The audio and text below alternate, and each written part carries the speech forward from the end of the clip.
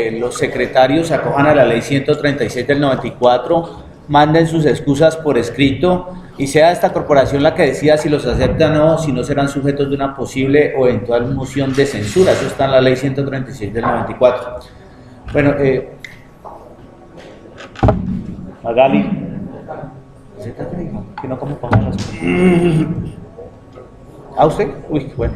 Gracias por el mayor costo tener la fortuna de poderle ayudar.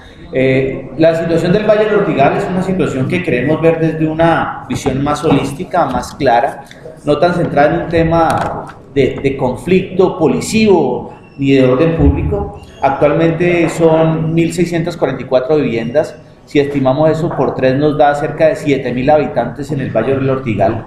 50% de esos son desplazados, 25% son de la hora invernal y 25% son de programas sociales del gobierno.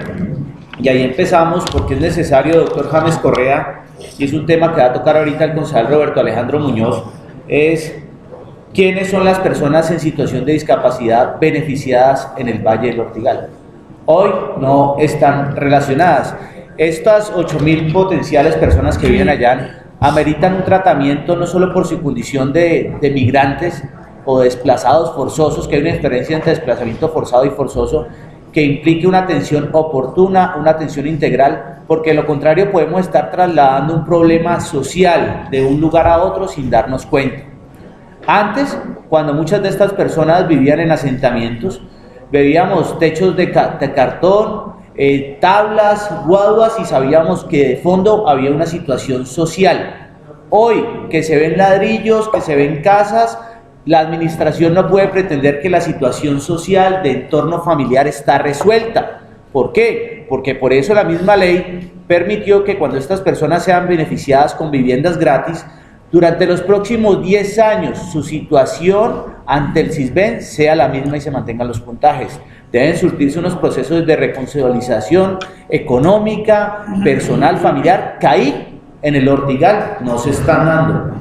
En materia de seguridad, ahí se han hecho unos avances que son menores, pero digamos que el coronel Rodelo ha estado haciendo unas campañas, ha estado yendo a tomarse el barrio y lo ha estado haciendo.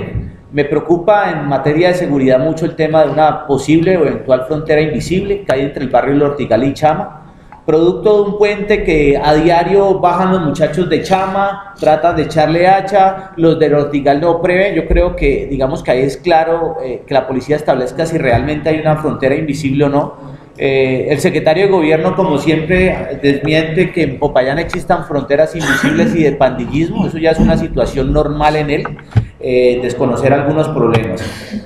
El proceso de selección, valga la pena recalcar, quedó en el Ministerio de Vivienda, por lo tanto no podemos achacarle la responsabilidad de la asignación de viviendas a la administración municipal. Ese es un tema que debe quedar claro. Ahí se han establecido muchas denuncias por irregularidades de entregas de casas gratis en el Ortigal, pero fue desde allá que se surtió el proceso. Ese es un tema claro a tener en cuenta. Temas que empiezan a preocupar. Había un compromiso y el alcalde emitió un decreto que las personas beneficiadas en este barrio del Ortigal y ocuparan asentamientos deberían entregar algunos lotes, restituir esos lotes que estaban invadidos y aceptar su casa. Hoy de 1.644 beneficiados, solo 195 se encuentran a paz y salvo por este concepto, pero como tenemos que ser sanos que todos no ocupaban espacio ilegal, un porcentaje, es importante preguntarnos y preguntarle a la Secretaría de Infraestructura que nos informe cuáles son los lotes realmente entregados. ¿Qué se está haciendo en estos lotes realmente entregados en los asentamientos? ¿O hay nuevas personas que han llegado a asentar estos lotes? Porque si eso sucedió, lo que hicimos es que el problema que antes teníamos en un asentamiento humano, hoy lo tenemos en el asentamiento humano y en el Ortigal. Es decir, dejamos de tener un problema localizado a partirlo en dos, y el problema entonces empieza a ser complicado, porque muchas de las gentes que estaban en un barrio y tenían que entregar su lote, llegó otras familias de otras partes y están empezando a utilizar esos lotes. Y entonces, ¿para qué entregar unas viviendas gratis ¿Para qué empezar un proceso de organización de una ciudad si no hacemos lo que se debe hacer? Y es recuperar esas zonas potenciales de ladera de la ciudad que estaban cooptadas de forma ilegal. Ahí, señor secretario de Infraestructura, no ha llegado las pruebas claras de cómo avanza ese tema de entrega de lotes. En el 1 de abril hay dificultades. En Triunfaremos por la Paz hay dificultades en ese tema. Entonces aquí falta una respuesta oportuna de la comunidad, porque se supone que allí donde nos entregan esos lotes deben haber espacios de convivencia. Por ejemplo, en Las Palmas 2, que mucha de la gente se vio favorecida, más de 60 personas, era un espacio verde. Hoy el espacio verde sigue de nuevo ocupado por nuevas familias. En materia de educación es importante que se mire los procesos de formación, no solo como la capacidad de llevar a los niños a un colegio o vincularlos al sistema escolar normal. Ahí el secretario de Educación ha estado informando que la mayoría de estas personas están vinculadas en Julumito, en el Metropolitano, José Eusebio Caro, la República Suiza, el Mirador, Alejandro de Humboldt e INEM. Pero para nadie es un secreto que cuando usted va al Ortigal, usted se encuentra en horas de la mañana y en horas de la tarde niños no vinculados al sistema escolar. Eso es una realidad que por más de que la Secretaría de Educación pretenda hacerla ver de otra forma, hoy hay una desocupación, un ocio en menores de edad, no solo de 0 a 5, sino posteriores, que hay que atacar. Porque si nosotros no entregamos esa capacidad educativa, pues imagínense cómo la policía puede estar operando un tema. Si hoy ese niño que tiene 10 años se mantiene en la calle sin hacer nada, imagínense en 3 años la potencialidad que puede tener un niño que sus papás están trabajando cuando tienen empleo, porque la mayoría son desempleados, o se encuentra en las calles. Ese proceso educativo que debe liderar la Secretaría de Educación con la Agencia para la Superación de la Pobreza Extrema también debe estar dirigido a personas mayores de edad. Ahí hay un reporte que hace la Secretaría que hay 300 personas vinculadas a unos programas de formación que es importante evaluar cuál es su tema. Sigamos, por favor. Importantísimo, cuando estuvimos en la entrega de casas, concejal Gaviria, el primer vez, el señor gobernador del Cauca se comprometió con el Valle del Ortigal en construir un colegio. Ese colegio, quienes tuvimos la oportunidad, inclusive dijo, se va a llamar Felipe Fabián Orozco. El gobernador, que hoy no está aquí, pero vamos a utilizar los conductos regulares institucionales, debe dar fiel cumplimiento a sus propuestas. No es posible que vamos a la hora de la entrega de las casas, se prometan unos temas y 2 años después ese tema del colegio Felipe Fabián Orozco Vivas esté en nada.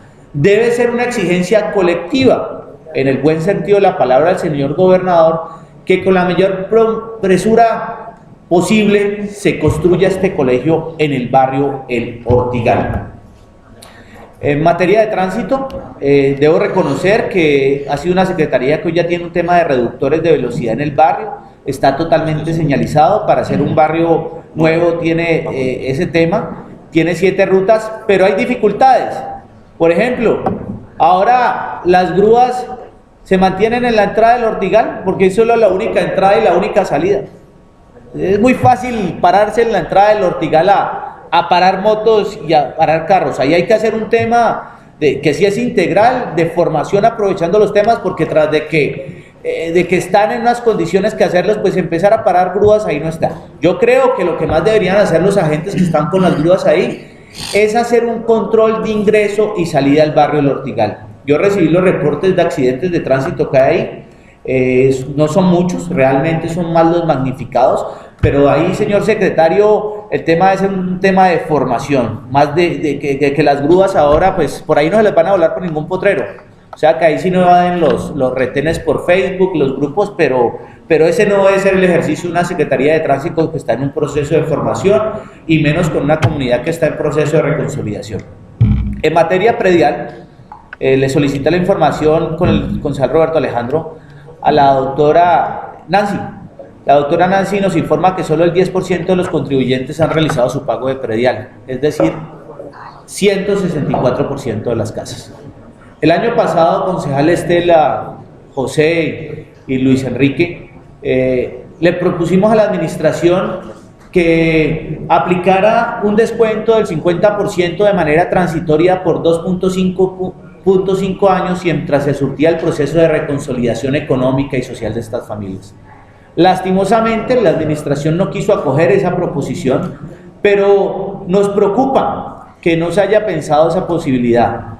Hoy, muchas de esas personas que venían de asentamientos, que no pagaban agua, que no pagaban energía o lo pagaban en pequeñas proporciones, empiezan a entrar a un sistema económico muy difícil y hay que tener unos procesos de acompañamiento empresarial, de generación de ingresos. Y ahí, espero no equivocarme, vamos a tener, concejal Milciades, una cartera inmensa en los próximos 4 años, inmensa. Ojalá no sea así y que nos podamos parar el día.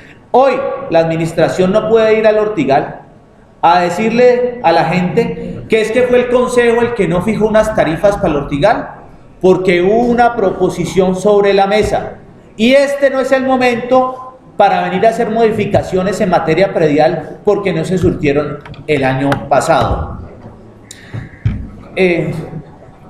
Bueno, dejemos, yo creo que si nosotros empezamos a ver esto integral, dejemos que hagan el uso de la palabra, presidente, y posteriormente me permite retomar mi tema para que ellos puedan más o menos hacer una exposición sobre las cosas. Entonces, presidente, digamos que esta es la materia, pongámosle cuidado al barrio del Ortigal.